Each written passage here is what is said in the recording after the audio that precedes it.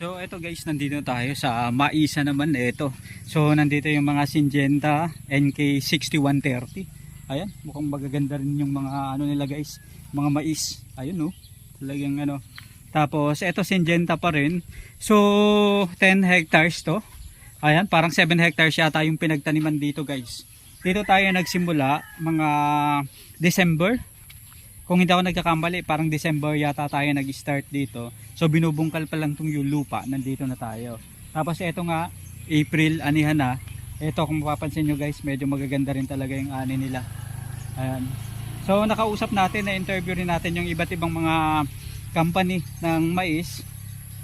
Ito, mukhang masagana yung ani nila ngayong mga panahon na to. Talagang ang ganda. So mula dito sa kinatatayuan ko, dire-diretso hanggang dun sa pinakadulo.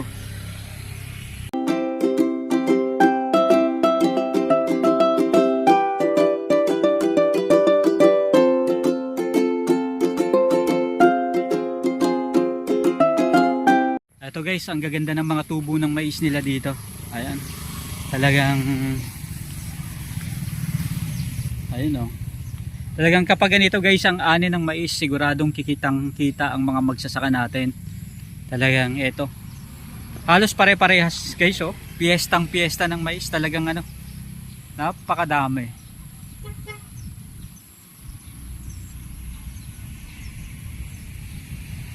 So ito guys, napakaganda ng mga taniman dito. Talagang ano, ang gaganda guys ng mga ani, ng mga magsasaka, yung mga pananim dito guys. So tara, i-tour lang natin kayo dito.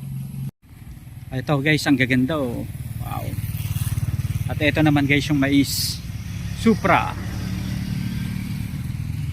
So ito na guys yung mga tanim. Ayan. So nakaani na rin. Ito nandito pala yung katropa natin na ano. Bro, kumusta? Ang gaganda na. Talaga naman. Talagang super gaganda ng mga ani ano. So eto, kumustahin lang natin. Kumusta bro yung ano, yung event? Ayos So na bukas ako, na yung finale ano, nakapag-judging na. hindi pa naman. Siguro bukas na rin. Talaga naman ano. So eto, dinidiligan yung mga pananim. Mga VIP yung darating bukas ano. Talaga naman. Eto, guys, alagang-alaga yung mga pananim dito. Yun na tour na natin guys, yung mga sili doon. So yun vegetable derby na nandun sa kabila, hindi pa. Ganda na ano. Yung iba na mumulaklak pa lang ano, pero eto, nakita nyo naman yung ano. Talagang wow. Oo. Gaganda na ano. Ito naman yung mga mais. So eto guys, chiyay tayo. Talagang eto, nakita na natin kahapon. Eto naman, ang gaganda. Emerald Vegetable Derby, East West Seed ano. Gaganda oh. Ganda. Ay.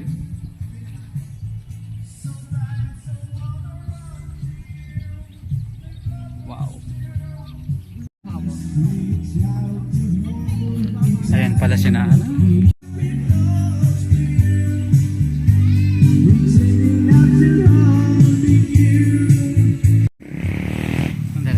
Nakaano pala. Ayan.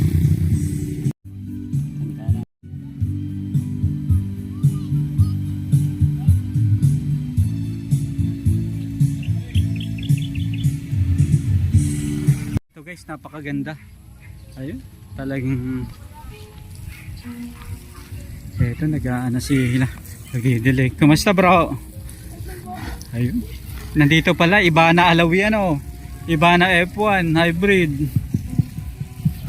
Kumusta boss?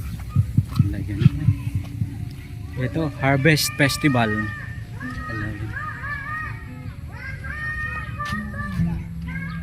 Gaganda ng ano, ito may mga upo-upo guys. Magaganda rin yung ano nila dito. Ito pa. Ayun, Trident Super F1 Hybrid Cucumber. Gaganda rin naman talaga guys ng bunga. Ayun. Ito naman yung mga sitaw-sitaw nila guys. Ayun.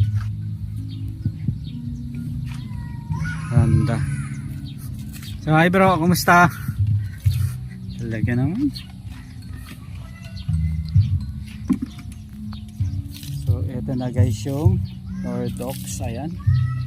Pinatubo F1 hybrid hot paper. Ito yung mga talong-talong ano. Mga talong to ano bro?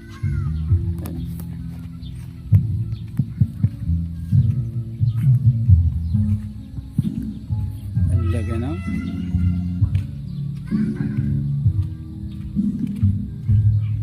At yun yung mga corn sa kabila guys. Ito naman yung La Vida F1 na mga kalabasa. At ito naman guys yung mga sweet corn nila. Maganda rin guys yung mga sweet corn nila oh. Talagang mukhang masarap.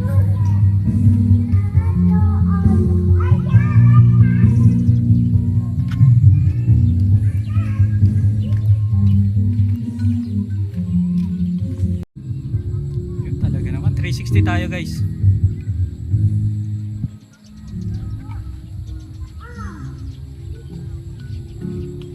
So dito tayo sa Harvest Festival kasama si Louie.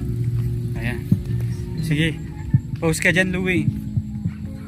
Ayan. So welcome to Harvest Festival dito sa First Bicol Diversified Farming Expo mga katropa.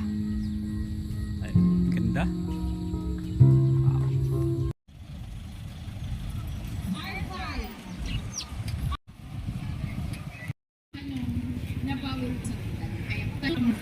That's